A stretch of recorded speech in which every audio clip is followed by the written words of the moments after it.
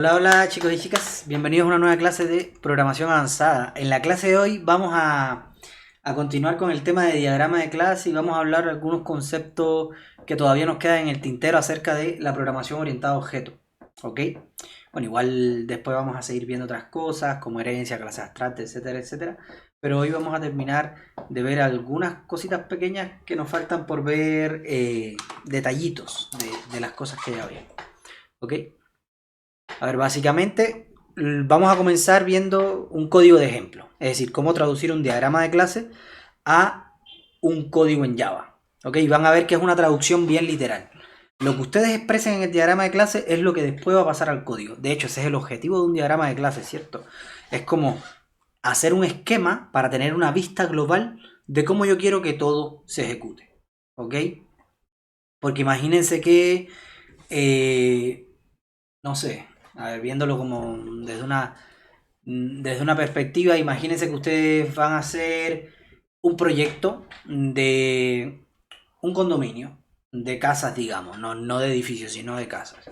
Y entonces ustedes dicen, ok, voy a hacer el proyecto del condominio, ya voy a empezar a construir una casa al tiro. Pongo una casa aquí, otra casa allá, otra casa allá. Y cuando ya están terminando el condominio dicen, pucha, hubiera sido bacán poner las casas a la redonda para que se comunicaran y haber puesto la portería en el medio. ¿Ya? ¿Por qué les pasa eso? Por ponerse a construir casas antes de diseñar nada. Acá en programación, aunque ustedes creen que no, la lógica es exactamente la misma. Si ustedes empiezan a hacer código a lo loco, ya voy a empezar a leer el archivo y voy a empezar a hacer esto y voy a empezar a hacer lo otro, después cuando van avanzando se van a dar cuenta que agregar nuevas funcionalidades se les va a complicar y a medida que más grande sea el código, más complicación va a haber. Es como una complicación exponencial, que al principio no se nota tanto, pero ya llega un punto que cualquier mínimo cambio que van a hacer se les dificulta muchísimo. Y eso es sinónimo de mal diseño de la solución. ¿Ok? Bueno, de mal o de no diseño de la solución, que es peor todavía. Y entonces, eh, por eso es que hacemos el diagrama de clase. El diagrama de clase es como tomar el condominio que queremos construir y hacer un croquis. Decir, ok, aquí yo voy. Bueno, no sé si aquí le llaman croquis a eso, pero los croquis son como los planos que se ven desde arriba, un 3D. Ya que a veces usted ve que hay como un mapita que se ve desde arriba. Bueno, no tan detallado como Google Earth, pero sí un mapita que se ve. Aquí está el hangar tanto, aquí está esto, aquí está lo otro, ya. Como un croquis. Entonces, hacer el diagrama de clase, claro, es como hacer un croquis de su sistema. ¿Ok? Y entonces usted dice, ok, esto se va a relacionar con esto se va a relacionar con esto otro, etcétera, etcétera. Entonces eso le da la posibilidad de que ya, cuando usted tiene este mapeado, ya convertirlo en código es casi literal. Ya, es casi literal el sistema transformarlo en código. ¿Dónde van a estar las diferencias? Bueno, las diferencias van a estar en la interacción de la interfase. Pero como tal, la estructura interna del sistema, la implementación es súper sencilla.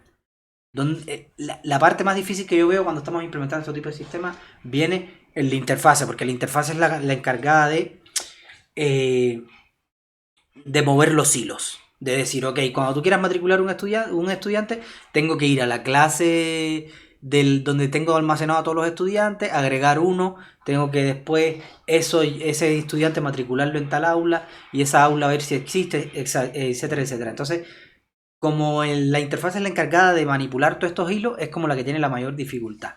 Y entonces, en dependencia del sistema, es el que...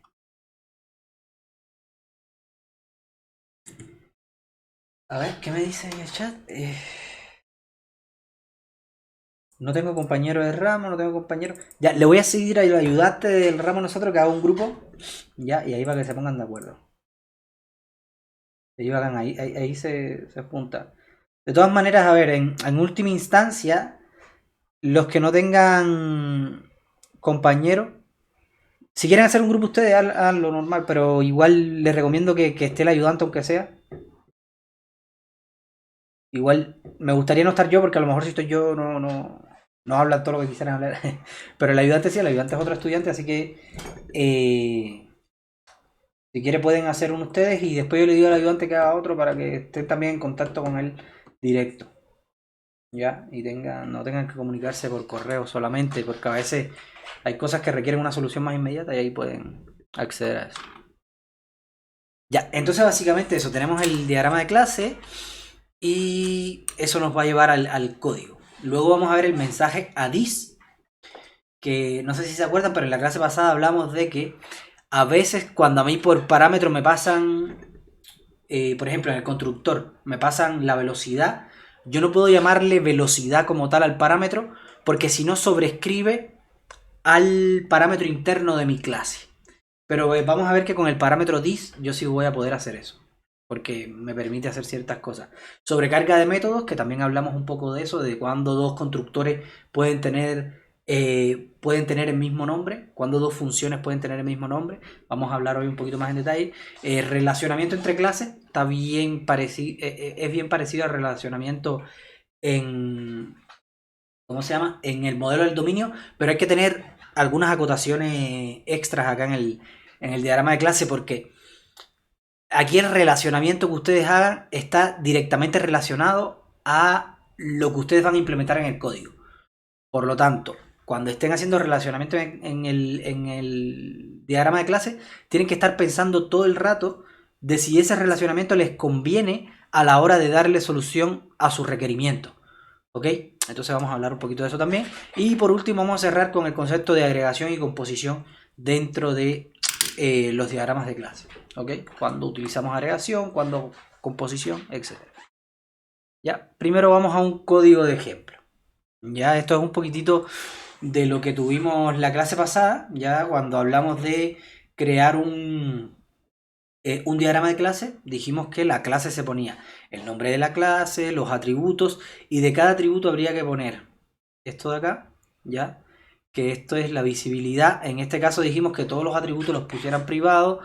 Esto de acá que es el nombre que le van a dar. Y bueno, aquí se le puso el tipo acá, pero el tipo en realidad debería ser acá, 2.string. ¿Ok? Es decir, esto lo que está diciendo es que cuando ustedes traduzcan esto, va a haber una clase que se va a llamar class alumno, y dentro va a decir private string nombre, private string número de matrícula, public alumno, abre paréntesis, cierra paréntesis, public string get nombre, abre paréntesis, cierra paréntesis, y la implementación. ¿Ves? Es como que todo esto, todas estas cositas tienen un significado, ¿ya? Bueno, aquí no hay ninguno que tenga parámetro, pero todo esto tiene un significado, ¿ya? Bueno, aquí en este caso habría que poner void, porque esto no es un constructor. Y eso. Pero cada cosita acá, en el diagrama de clase, tiene un significado, ¿ok? Entonces, harto cuidado con eso, porque no puede ser que el diagrama de clase diga una cosa y después cuando yo vea el código diga otra. Porque entonces hicieron el diagrama de clase por hacerlo nomás y no le están dando sentido al diseño que ustedes propusieron, ¿ok? Entonces no es un buen diseño y nada. Entonces, por ejemplo, es lo que yo le digo, ¿no ves? El private string, el nombre, private string, el número de matrícula. ¿Ok? Luego está el constructor se pone public, el nombre del constructor. ¿Ok? Aquí se ponen los parámetros del constructor, y el constructor por lo general lo que hace adentro es que inicializa, ¿ya? Inicializa los atributos de acá. A no ser que haya un atributo que yo le quiera dar algún valor por defecto, entonces lo inicializo acá y no lo paso aquí por parámetros, sino que simplemente lo inicializo acá. ¿Ok? Pero aquí, en constructor, por una buena práctica, debería estar inicializando todos los atributos internos que tiene esa clase. ¿Ok? Aquí está el getNombre, que si se fijan es public string. No puede ser que aquí yo ponga en el diagrama de clase, yo ponga aquí de que esto es privado, que esto es un menos, ya. De que esto es privado y de que esto es void. No puede ser que yo ponga eso y después cuando voy acá, de pronto le ponen public string. No, no, no. El código tiene que ser un reflejo de lo que usted estableció en el diagrama de clase. ¿Ya? Es decir, la estructura del código tiene que estar idéntica al diagrama de clase. Incluso el toString. ¿Ya? Incluso el toString. A ver, y yo creo que ya es hora de que hablemos un poquitito de esto, del toString y de... Espera, antes de pasar el mensaje dice que hablemos del toString y del equals. Del toString y del equals. A ver, cuando ustedes definen una clase, esa clase por defecto siempre va a ser de un tipo que establece Java. aunque ustedes no lo vean ahí implícitamente, lo que Java está asumiendo es que esa clase es de tipo Object. ¿Ya? Esto es una clase que implementa Java de manera general en su librería estándar, ¿ya? Y esa clase Object tiene ciertos parámetros, ciertos métodos ya implementados por defecto. Entre esos métodos está el toString, que es uno de los que más vamos a utilizar, y está el equals, que es otro de los que más vamos a utilizar. ¿Ok? ¿El toString para qué me sirve? Cuando yo sobrescribo el toString de un objeto, lo que estoy haciendo es definiendo un método para poder expresar ese objeto como un string, por si quiero imprimirlo o lo que sea. Porque, por ejemplo, no sé si lo han probado, pero cuando ustedes crean new, por ejemplo, a ver,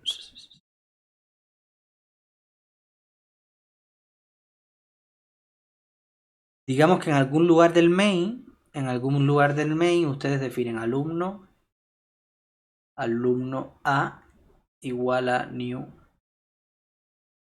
alumno, ¿cierto? No voy a terminar acá, pero bueno, y con los parámetros que lleve, punto y coma. ¿Ya? Así crean un nuevo alumno. Pero si ustedes ponen console, system,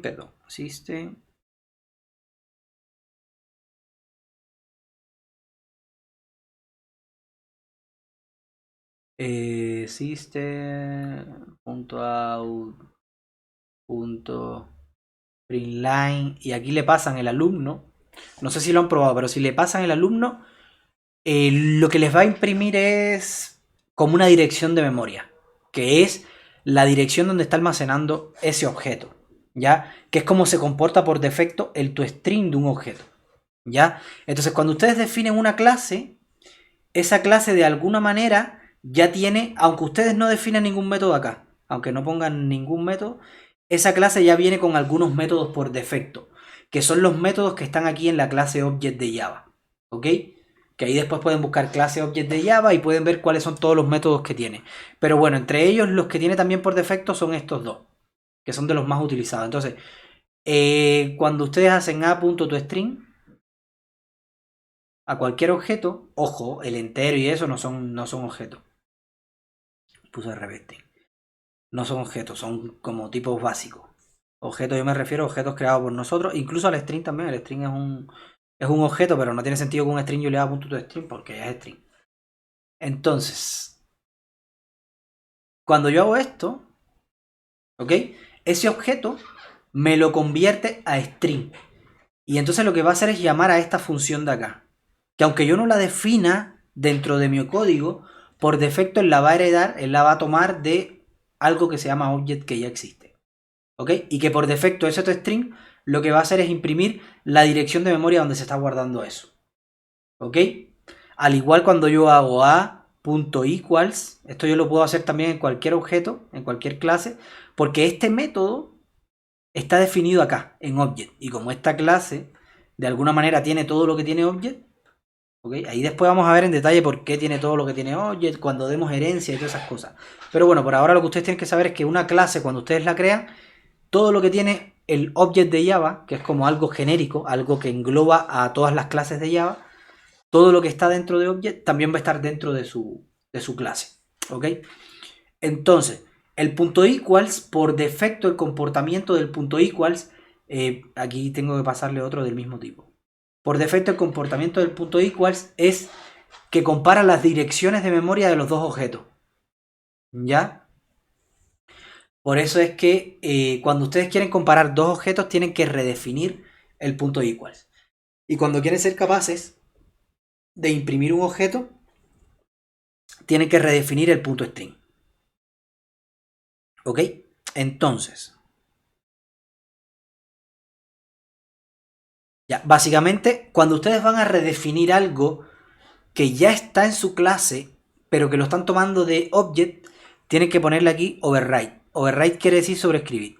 Que ahí lo que le están diciendo a Java es, oye Java, mira, este método ya forma parte de mi clase, porque lo toma de object, pero yo quiero sobreescribirlo. ¿Ya?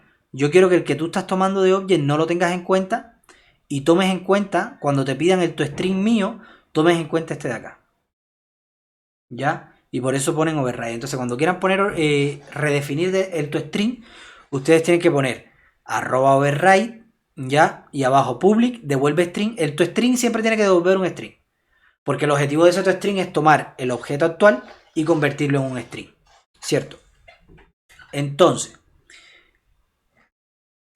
acá devuelve un string y el nombre tiene que ser toString. Así tal cual está acá. Abre paréntesis, cierre paréntesis y listo. Esta parte de acá arribita siempre tiene que ser igual. No importa la clase que sea. Cuando la vayan a redefinir siempre tiene que ser igual. Lo que varía es la implementación. En dependencia de cuando ustedes impriman un alumno, por ejemplo, cómo quieren que se imprima. Ya eso lo definen ustedes. Por ejemplo, acá en el alumno estoy diciendo, tome el string alumno corchete nombre igual a cierra string y a eso súmale el nombre del alumno. Y a eso súmale otro string que sea coma, nombre de matrícula igual a, y después súmale el número de la matrícula. ¿Ya? Y súmale después un cierre de corchete. Entonces, por ejemplo, si este método toString se ejecuta en un alumno que el nombre es Juan y la matrícula es 123, cuando yo le haga toString, cuando yo haga system.out.println a.toString, lo que va a imprimir va a ser en consola alumno nombre igual a Juan, ya, después va a venir la coma. Aquí no hay ningún espacio porque fíjense que aquí no se definió ningún espacio. Si ustedes quieren que haya un espacio, aquí pueden definir un espacio, etc.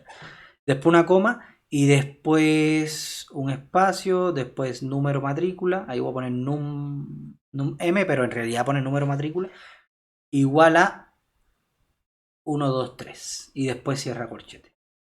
¿Ok? Entonces cada vez que imprimas un alumno que llamen a toString, se va a imprimir así. ¿Ya? Si ustedes no redefinen el toString, lo que va a hacer es que cuando lo imprima, va a imprimir una dirección de memoria. Por eso es que cuando ustedes imprimen un alumno o lo que sea, siempre va a imprimir un numerito ahí que ustedes dicen, ya, pero este numerito de cosas es la dirección de memoria en hexadecimal. ¿Ya? O incluso a veces lo ponen en UTF-8 en dependencia del compilador. Del IDE en realidad, más que del compilador. Entonces, eso. El toString me sirve para esto. Para poder imprimir un objeto. ¿Ya? No quiere decir que acá en el toString tienen que estar todas las cosas. A lo mejor yo quiero que esto tiene muchos atributos, pero yo quiero que cuando lo impriman aparezca solamente el nombre y el root. O aparezca solamente el root. Bueno, aquí en el toString ponen solamente el root. Y listo. Ya, ahora, otra cosa interesante que pueden hacer es, en lugar de sobreescribir el toString, es sobreescribir el equals. Ya, puse un láser y no quiero un láser, quiero un...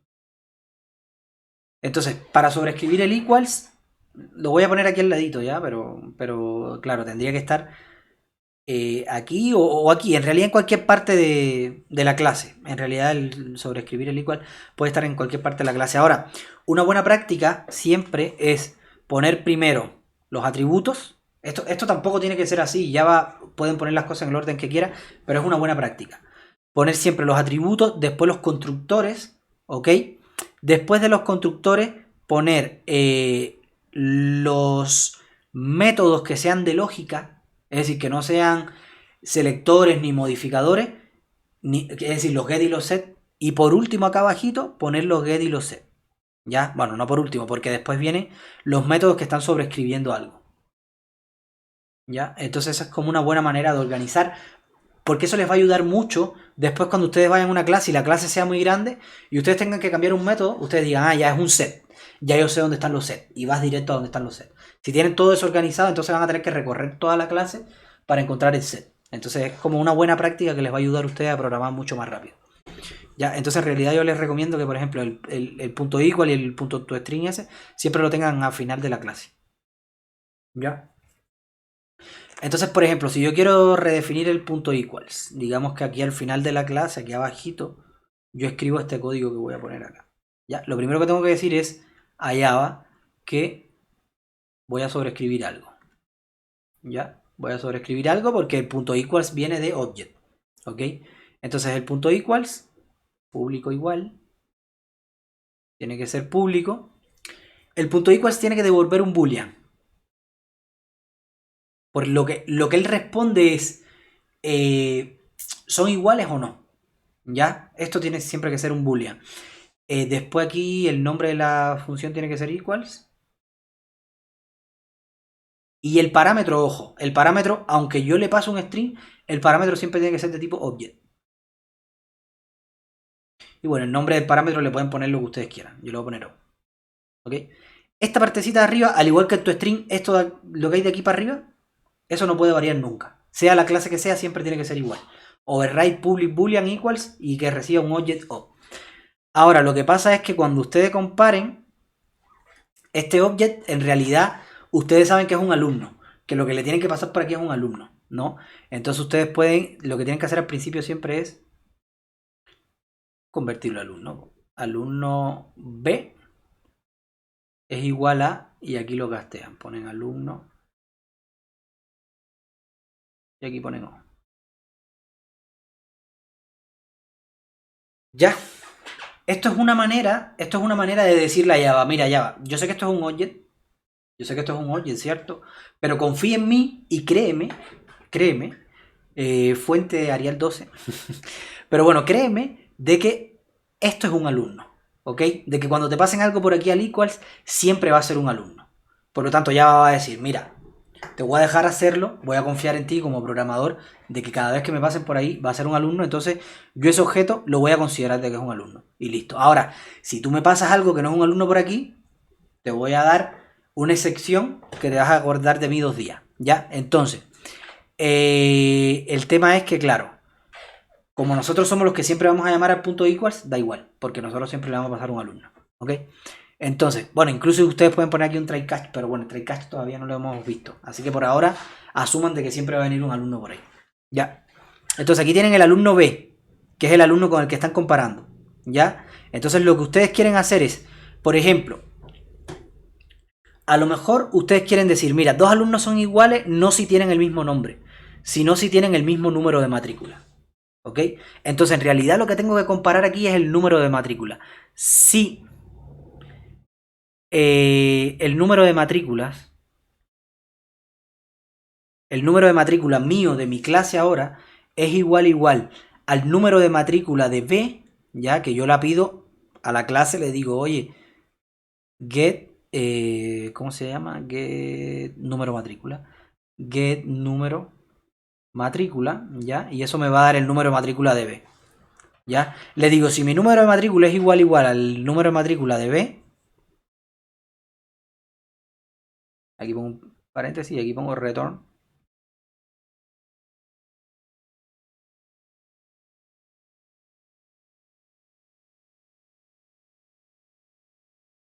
Return true.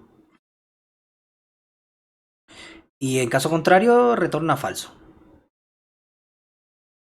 Retorna falso. ¿Ok? Entonces, ¿qué va a hacer esto? Cuando yo llame a un punto equals entre 2 alumnos, tenga 2 alumnos, uno que se llame AL1 y AL2, y yo diga AL1 punto equals dentro de un if o dentro de donde sea, punto equals AL2, ¿ya? Cuando yo llame a esto de acá, él lo que va a hacer es que a esta instancia va a ir acá a donde dice tu string, y perdón, a donde dice equals, y va a ejecutar esto. Este alumno, como entra como un object, lo convierte a alumno B y compara el del actual, que es este, desde donde estoy llamando, su número de matrícula, lo compara con el número de matrícula de este que estoy pasando por parámetro, y si son iguales me va a retornar true, y si son falsos, si no son iguales me va a retornar false. Entonces, así es como se comparan dos objetos. Yo no puedo decir AL1 igual a AL2. Porque eso va a pasar igual que el string. Lo que está comparando es direcciones de memoria. Y da igual si los alumnos se llaman igual, si tienen el mismo número de matrícula. Java no tiene manera de saber eso. Java lo único que va a hacer cuando ustedes le digan igual, lo único que va a hacer es comparar las direcciones de memoria. Ahora, si ustedes le hacen punto equals, lo que hace Java por detrás es llamar a este método. ¿Ya? Entonces ahí ya ahora les debe hacer mucho más sentido por qué los strings se comparan así con punto equals. Porque lo que pasa es que la clase string, que está implementada en algún lugar de la librería estándar, sobrescribe el método equals, ¿ya? Y cuando compara dos strings, lo que hace es que va carácter por carácter viendo si son iguales, si tienen la misma longitud, etcétera, etcétera. ¿Ya? Entonces, aquí en este código, que veo que nadie se ha quejado de este código. ¿Este código funciona o tiene algo que debería cambiar? Profe, en ese código se podría ocupar el public static. ¿El public static dónde? ¿En el equals, en el toString, en qué método?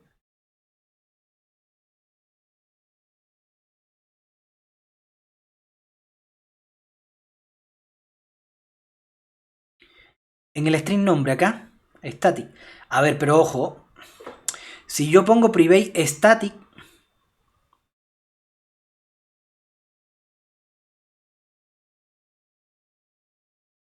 primero, si yo pongo private static string, lo que estoy diciendo es que todos los alumnos, cuando yo los instancie, van a compartir el mismo nombre. Y eso no es real. Porque cada alumno puede tener su propio nombre. A lo mejor hay dos que compartan el nombre, pero no todos los alumnos van a compartir el nombre. ¿Ya? Por lo tanto, la variable nombre no puede ser estática. Static es cuando yo tengo una variable que es la misma para todas las instancias. Por ejemplo, cuando hablamos de instancia, cuentas de banco, cuentas de ahorro, el interés, ese es estático. ¿Por qué? Porque todas las cuentas comparten el mismo interés y si yo cambio el interés, tiene que cambiar el interés para todas las cuentas. Pero el nombre no puede ser estático. ¿Ya? El nombre no puede ser estático. Entonces,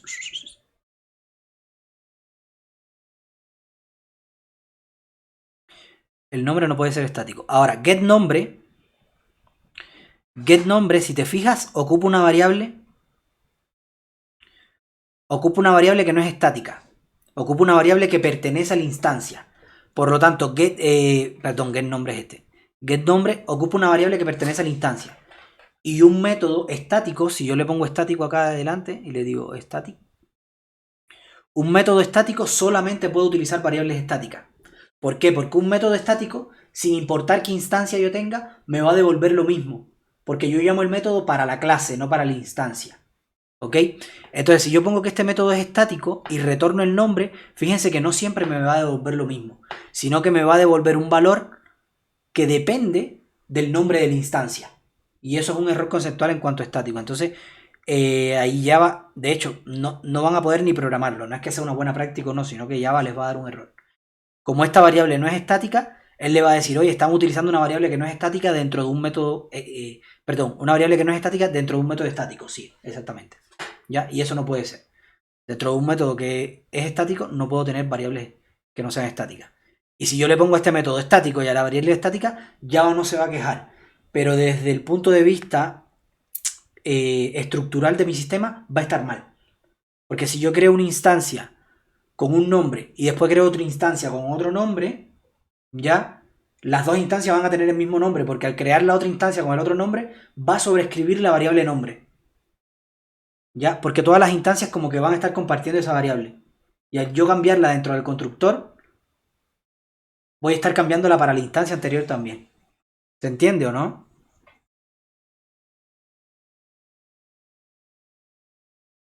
¿Aló? Ya, súper, súper. Ok. Acá, en este código. A ver, les resumo. Aquí está el error, en este if. ¿Qué error tiene ese if?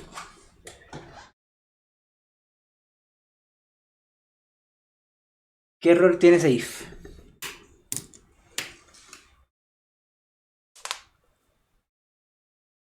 Está comparando el trip con el signo en vez de decir por el equals. Muy bien, exactamente. Está comparando dos strings con igual igual. ¿Ya? Ojo, si el número de matrícula fuera entero y aquí fuera int, no hay problema. Este código estaría excelente. Ahora, el tema es que el número de matrícula no es un entero, es un string. ¿Ya? ¿Qué sé yo? Porque a lo mejor tiene una letra al inicio, sabrá Dios por qué. Pero bueno, es un string. Entonces, como es un string, yo dos strings no puedo compararlo con... No puedo compararlo con igual igual. ¿Ok?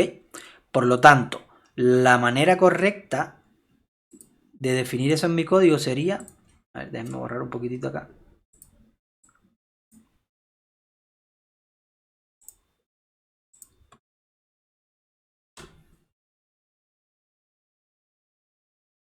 A ver, acá. sería a este string decirle, oye, punto equals, y entre paréntesis al equals pasarle este otro string. Ya, bueno, a ver, ahí está medio confuso ese paréntesis con el del if.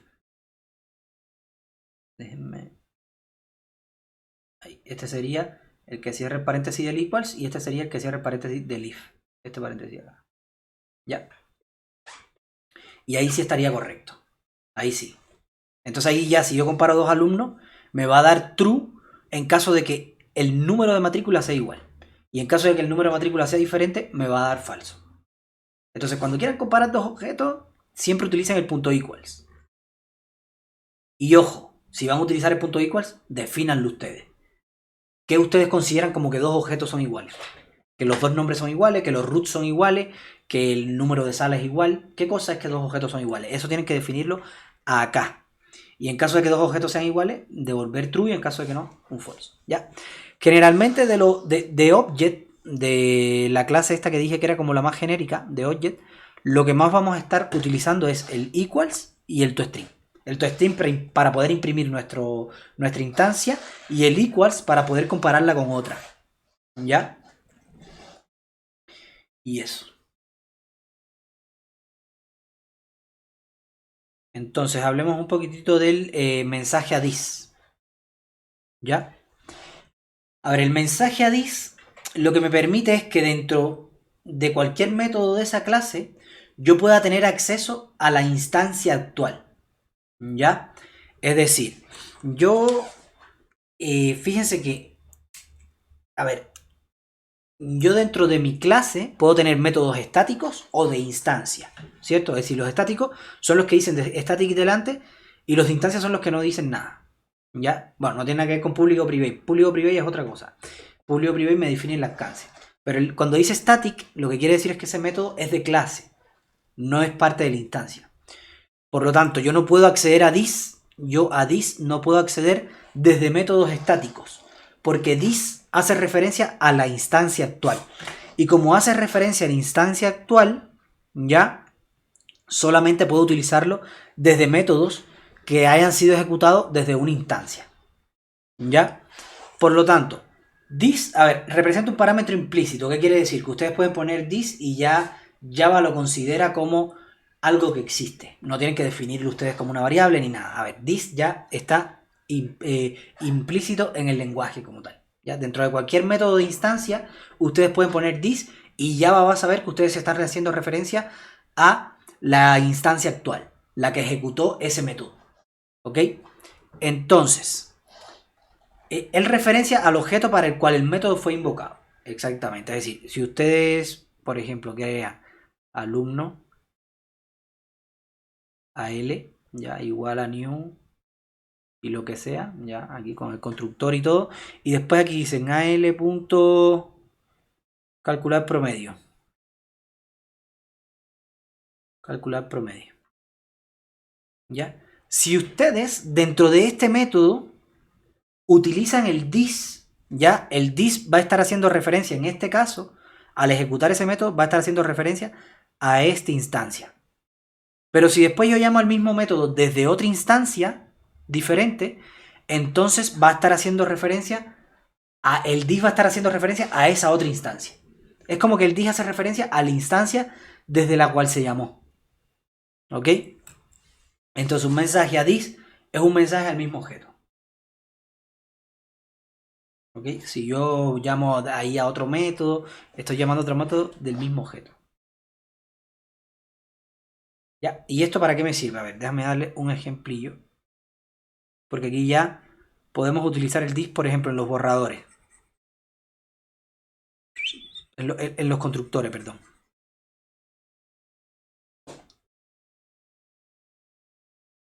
Aquí, por ejemplo, este constructor. ¿Se acuerdan que yo les decía, oye, esto tiene que ser diferente a este de acá afuera? Ahora no. Ahora no, porque ahora yo puedo ponerle... A este de acá yo puedo ponerle nombre. Puedo ponerle igual que la variable interna. Y a este puedo ponerle igual número matrícula. Número, ¿ya? En vez de matrícula, le puedo poner número matrícula. Igual que el nombre de acá. Exactamente el mismo. Este va a ser nombre y este va a ser número matrícula. Los mismos nombres que hay acá. Ahora, ¿de qué manera yo le digo a Java que me estoy refiriendo a este nombre o a este que me están pasando por parámetro, o a este número de matrícula o a este que me están pasando por parámetro? Bueno, lo hago con el this, ¿ya? En lugar de poner esta línea de código acá, yo digo this.nombre. Y fíjense que this es la instancia actual, la que está siendo creada con este constructor. Entonces cuando digo this.nombre, me estoy haciendo referencia a este de acá. ¿Ya? Es igual a nombre. ¿Ya? Entonces cuando pongo nombre solamente sin el this delante, estoy haciendo referencia a este que está acá, que es como el más interno. ¿Ok? Cuando yo ocupo el nombre de una variable, siempre va a tomar la variable que está definida más interna. Entonces aquí yo tengo dos variables que están definidas como nombre, una que está fuera y otra que está dentro. Por lo tanto, aquí voy a tomar la que está dentro. Esta de acá. ¿Ok? Ya.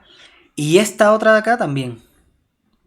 La quito de aquí y tendría que poner this punto número matrícula igual a número matrícula. ¿Ya? Y así yo puedo acceder a... Así yo puedo acceder a al número matrícula de interno o al que me viene por parámetro. ¿Ya? Y de hecho, esta es como la manera más común de hacerlo. Llamarle a los parámetros igual que se llaman las propiedades y después aquí ponerle this punto el nombre de la propiedad igual al parámetro que se pasa. This punto el nombre de la propiedad igual al parámetro que se pasa. ¿Ok? Y cuando se ocupa algo interno, aquí también, por ejemplo, en el set nombre, se pone por lo general this nombre, this.nombre igual a nombre. ¿Ya? Y aquí en vez de poner nom, que es una cosa diferente, se pone nombre también. ¿Ya? Así es como se ocupa generalmente en la programación objeto, donde como más la van a ver. Y cuando estén, igual es una buena práctica, cuando estén utilizando algo interno, por ejemplo, este número de matrícula no es como acá, que por ejemplo este nombre, este nombre entra en conflicto con este de acá afuera. ¿Ya? Pero fíjense que aquí en el get, aquí no hay ningún número de matrícula interno. Por lo tanto, yo puedo retornar eso sin ningún problema y no va a pasar nada, está bien. Pero a mí siempre me gusta, cuando yo estoy utilizando algo dentro, como una propiedad de la clase, ponerle siempre el this delante. Porque el this a mí como programador me da la vista de que estoy ocupando algo interno de la clase. ¿Ok? Entonces cuando ocupo algo interno de la clase, siempre me gusta poner this punto. Ustedes dirán, profe, pero poner el this siempre delante. A ver, cuando ustedes están programando no es tan visible porque ustedes pueden hacer autocompletado y todo eso. Entonces poner el this no es como una tarea extrahumana ni nada. ¿Ok? Entonces aquí generalmente, claro, se le pone el this delante. Yo suelo ponerle, aquí también, aunque este nombre no entra en conflicto con nadie, igual le pondría this.nombre acá, this.matrícula. Y aquí igual, aquí en vez de poner num m, ya, yo una buena práctica que haría acá, ya en ese igual, yo pondría this.getNum, ya, eso me va a dar, getNum m, get el número matrícula. Yo le digo getNum m, eso me va a dar el número de matrícula de la mía actual y le pongo a eso punto equals y después entre paréntesis le pongo b punto get getNum m, ya, y ahí cierro paréntesis. Yo lo pondría así, como una buena práctica, ¿ya? Aquí lo primero que estoy haciendo es obteniendo el número de matrícula actual en vez de ponerle el nombre así directo, que es lo mismo, pero para tener una idea de dónde lo estoy sacando de la clase. Y también lo voy a sacar llamando a esta función, porque imagínense que aquí en getNombre yo le hago algún preprocesamiento a esta variable antes de retornarla. ¿Ok? Entonces igual a lo mejor en vez de tomar la variable directamente, me gustaría tomarla de acá a través de esta función. ¿Ok? Entonces por eso digo this.getNúmero. Ya, para no tomar la variable directamente, pues si hay algún preprocesamiento, alguna validación, que igual se haga. Ya, entonces esto me devuelve un string. Y entonces ese string después le hago punto equals. Recuerde que cuando ustedes tienen muchos puntos, se evalúan de izquierda a derecha. Entonces primero es this.getNúmero, eso me va a dar este string. Y después string.equals. Y le paso entre paréntesis otro string, que es este de acá. ¿Ok? Y más, un poquito esa es como la función del this. Es como poder hacer referencia a mi clase, a mi instancia dentro de la implementación. ¿Ya? Cuando yo esté implementando, ¿cómo hago referencia a mi clase? A mi instancia, perdón. ¿Ya? Sobrecarga de métodos, bueno, ahí, esto ya lo hablamos un poquitito con los constructores. Pero se los digo ahora de que no solo se cumple para los constructores, también se puede cumplir para cualquier método. Yo en una clase puedo tener varios métodos ya con el mismo nombre. Y eso no tiene nada que ver.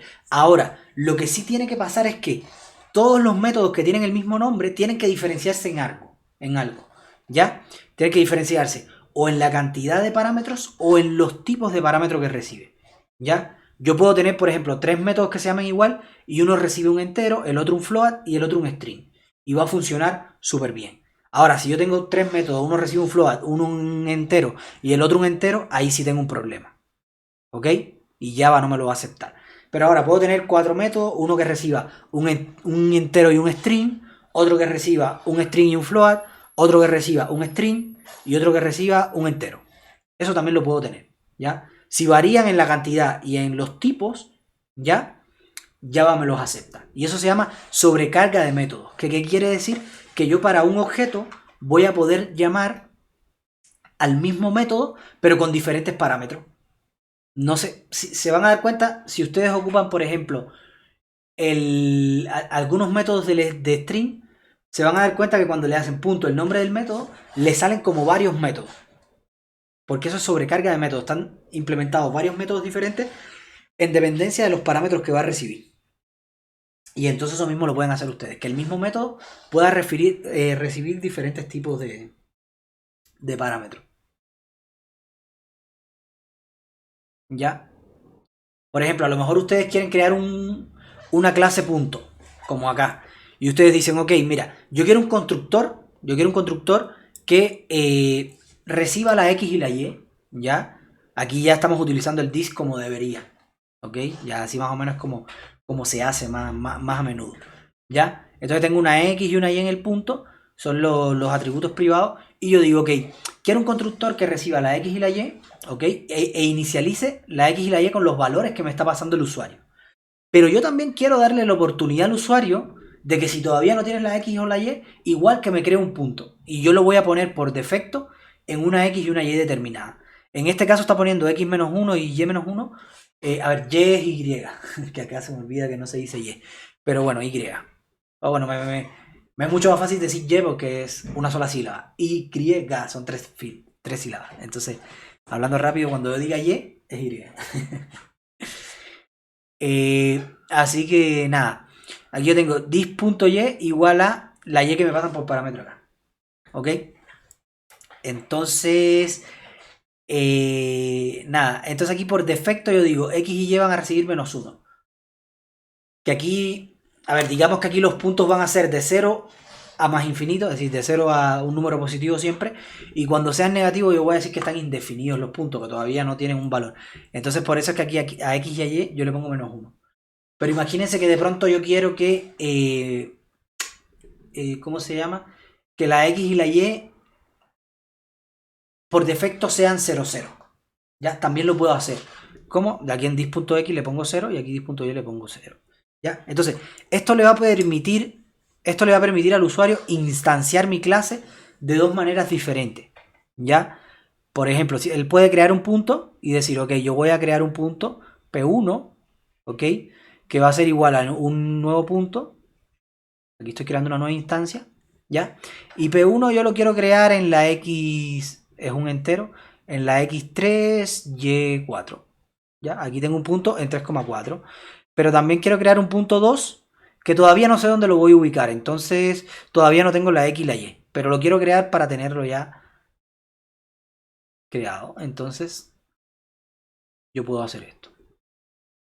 ¿Ok? Entonces, cuando Java vea que yo le paso 2 enteros, él va a llamar a este constructor de acá, a este método de acá. Y cuando vea que yo no le paso nada, va a llamar a este otro de acá. Entonces, aquí si yo digo p2.getX y lo imprimo, eso me va a dar -1. ¿Ok? Y si pongo p1.getX, lo que me va a devolver es 3. ¿Ok? Y fíjense que aquí también estamos utilizando this. A pesar de que esta X no entra en conflicto con nadie, porque aquí no se le pasa ningún parámetro. Pero es una buena práctica siempre ponerle this delante. ¿Ok? Para saber que estoy haciendo referencia a algo que es interno de la clase. Y que no está viniendo por ninguna otra parte. ¿Ya? Entonces, básicamente eso. Y eso puede ser también con los métodos. Yo puedo tener un método que sea calcular promedio, que reciba un arreglo de enteros.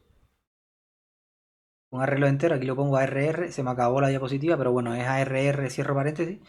¿Ya? Y tengo otro método dentro de la misma clase que es calcula promedio y recibe un arreglo de string, por ejemplo.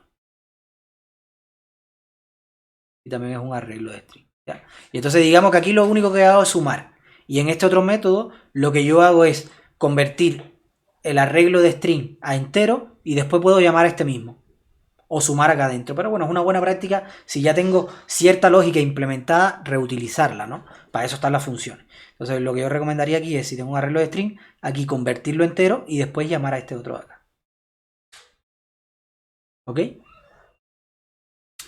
Y listo. Y entonces aquí retornar lo que me devuelva esto de acá. Entonces ahí yo puedo, dentro de mi clase, cuando yo creo una instancia de la clase, puedo llamar a calcular promedio con un arreglo de entero, pero también puedo llamarlo con un arreglo de string. Y cualquiera de los dos me va a funcionar. Y eso es lo que se llama sobrecarga de métodos. ¿Ok? No sé si quedó claro. Espero que sí. ¿Alguna duda hasta acá? Ok, seguimos. El relacionamiento entre clases es bien parecido a lo que vimos en el modelo del dominio. Cuando ustedes en un diagrama de clase tengan dos clases que quieran relacionar, es igual. Se pone una línea entre esas dos clases y se le pone una multiplicidad de esas dos clases. ¿Ok? Y la multiplicidad de relacionamiento es idéntica a la que vimos en el modelo del dominio. ¿Ya? Esto no lo voy a volver a explicar porque ya lo vimos. Esto quiere decir de 0 a mucho, esto quiere decir de 1 a mucho. Recuerden, este es como el mínimo y el máximo, que cuando hay un asterisco es que no hay máximo, ¿ya? Y este es el mínimo, el máximo, esto es una cantidad exacta, y estos son cantidades exactas también, pero tienen que ser exactamente 3, o exactamente 3, 5, o exactamente 8. No puede ser ni 4, ni 6, ni 7, ni 1, ni 2, no, tienen que ser 3, 5 u 8. ¿Ya? Entonces, las multiplicidades aquí en el diagrama de clase van a ser igual a las multiplicidades en el modelo de dominio. Van a funcionar con la misma lógica.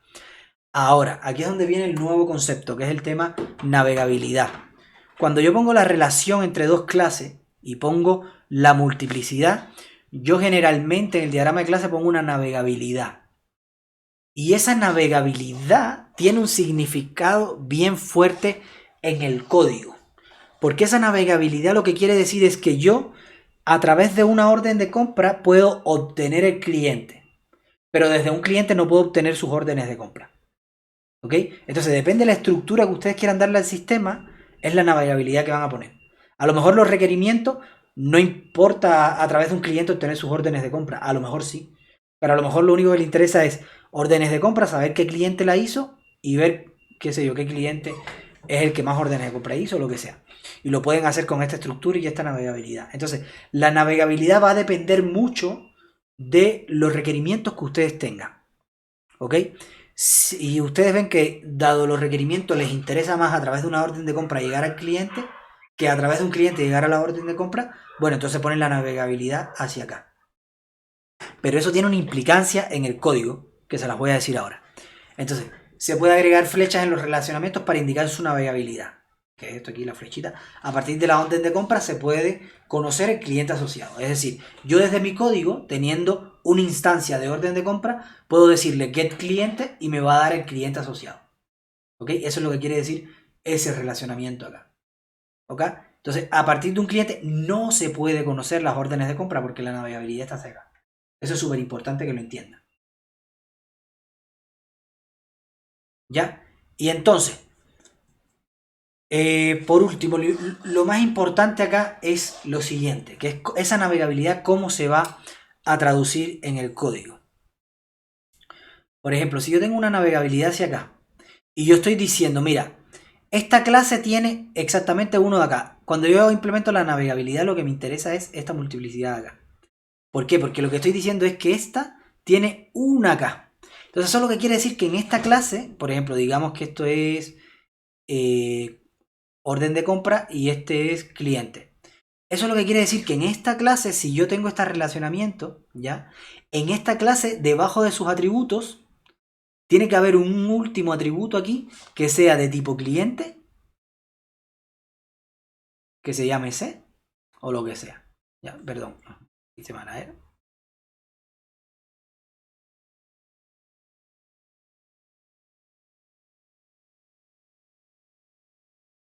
Ahí sí. Lo que quiere decir esa navegabilidad es que aquí tengo que tener un atributo, lo voy a poner privado, ustedes saben, los atributos siempre privados, que se va a llamar C. Bueno, en realidad sería bueno ponerle cliente, pero lo voy a poner C para que me quepa todo el espacio. Y que va a ser de tipo cliente. Cliente, que es esta clase de acá. ¿Ya? Y va a ser de tipo cliente. Eso es lo que quiere decir esta navegabilidad de 1 a 1. Bueno, de 1 a 1 no, en realidad esto no importa, aunque sea de mucho a 1. Aunque sea esto que vimos acá atrás. Orden de compra de de mucho a 1.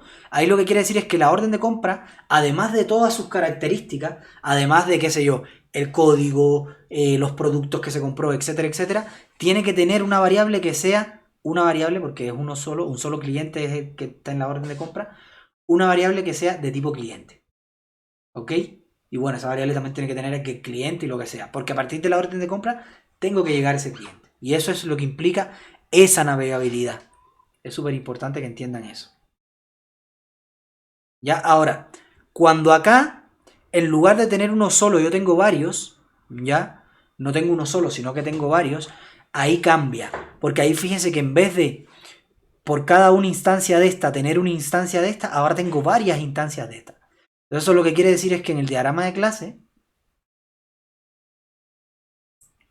por ejemplo, digamos que aquí esto es, ahora yo dije, mira, ¿sabes qué? Yo quiero desde los clientes acceder a las órdenes de compra. Ya, entonces pongo la navegabilidad en el sentido contrario.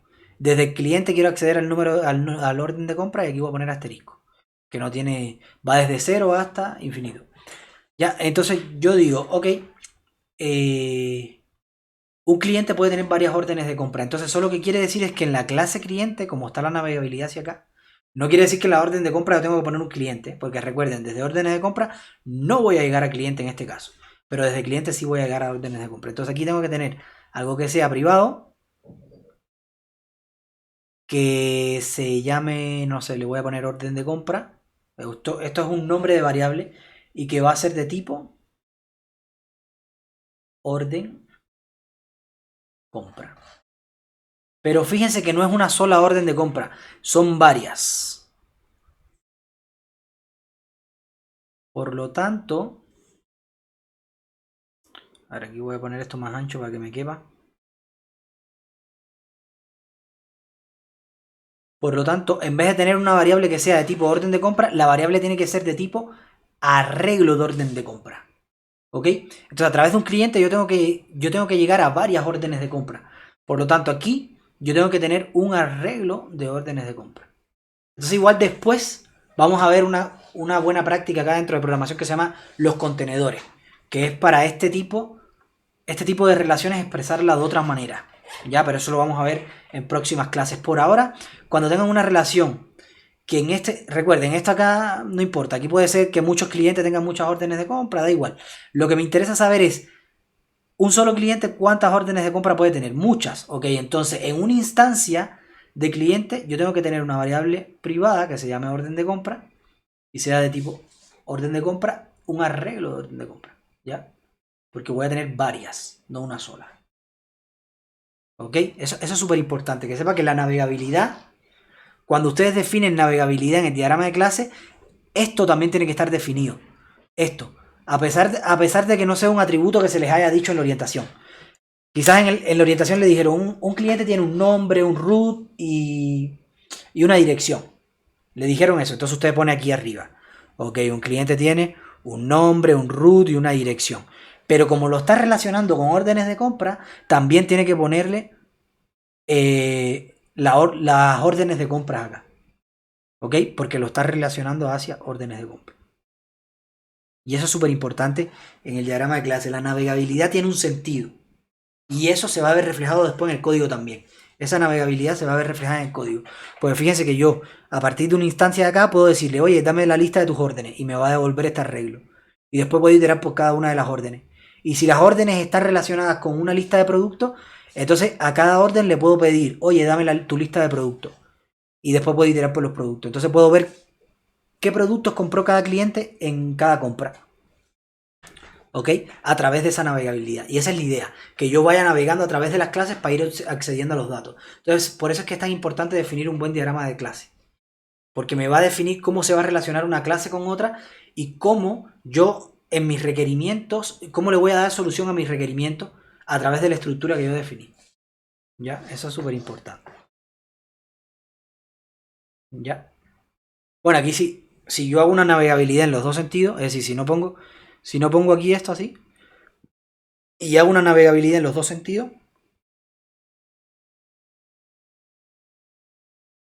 es decir, si no pongo eso, lo que quiero decir es, desde A puedo llegar a B y desde B puedo llegar a A. Puedo llegar en los dos sentidos. Entonces, en A, en el diagrama de clase de A, tiene que haber una parte que diga, mira, yo tengo aquí una variable que va a ser B y va a ser de tipo B, arreglos de B. ¿Ok? Pero aquí en B también tengo que tener una variable que le puedo llamar A y que sea de tipo arreglo de A. ¿Ya? En ese sentido, porque es de mucho a mucho. ¿Ok? Si fuera de mucho a 1, entonces aquí yo pongo, desde A tengo que llegar a un arreglo de B y desde B a una sola A y no pongo el arreglo. ¿Ok? Depende de cómo sean las relaciones. Y ojo, si ponen navegabilidad, entonces esto aquí no es necesario. Y la navegabilidad es súper importante porque a lo mejor no necesitan este arreglo, entonces no tienen por qué estar ocupando ese espacio de más. ¿Ya? Y hace que su programa sea más ligero. Entonces, siempre que puedan utilizar la navegabilidad, ocúpenla. A no ser que sea estrictamente necesario acceder desde uno al otro y desde el otro al uno. ¿Ok?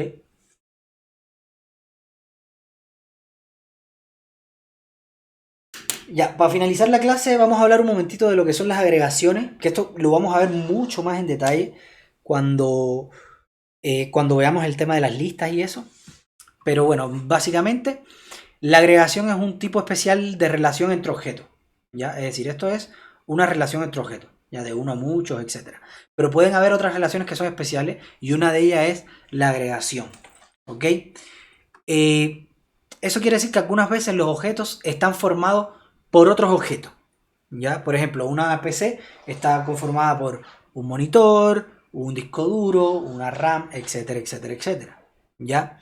Entonces, ahí eso, cuando una clase está formada por varios objetos, yo puedo relacionarlo a través de una agregación. ¿Ok? Y eso se denota con este símbolo de acá. Por ejemplo, yo puedo decir el computador tiene un monitor, lo defino con una agregación, que eso lo que quiere decir es que este monitor lo está componiendo. Es decir, el computador necesita de ese monitor para funcionar. Además va a tener una caja de sistema, va a tener un mouse y va a tener un teclado. Y a su vez la caja de sistema va a ser una agregación de un chasis, un CPU, una RAM y un ventilador o un fan. ¿Ok? Entonces,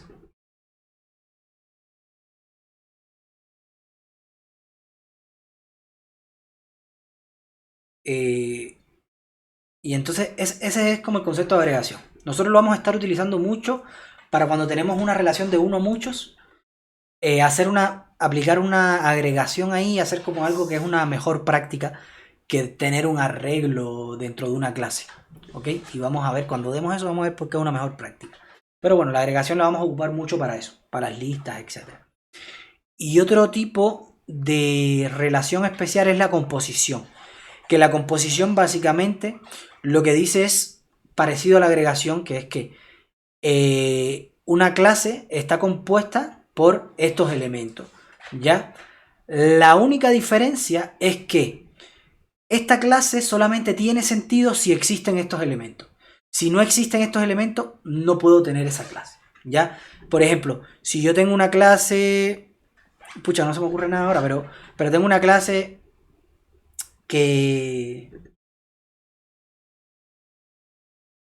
A ver, ¿qué podría ser? Ahora no se me ocurre nada, pero a veces es el caso. De que yo tengo una clase que está compuesta por objetos más chicos.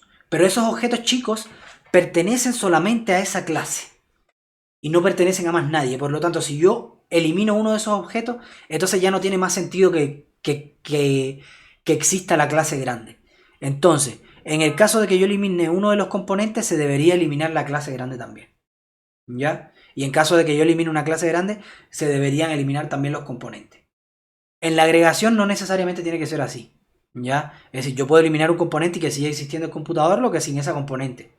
¿Ya? Al igual eliminar el computador y que sigan existiendo estos componentes, o que pertenezcan a otro computador también en los componentes. ¿Ya? Entonces esa es la diferencia. Pero básicamente eso. No sé si tienen alguna duda o consulta. Yo voy a dejar el video hasta acá. Me despido. Chao, chao. Que les vaya muy bien.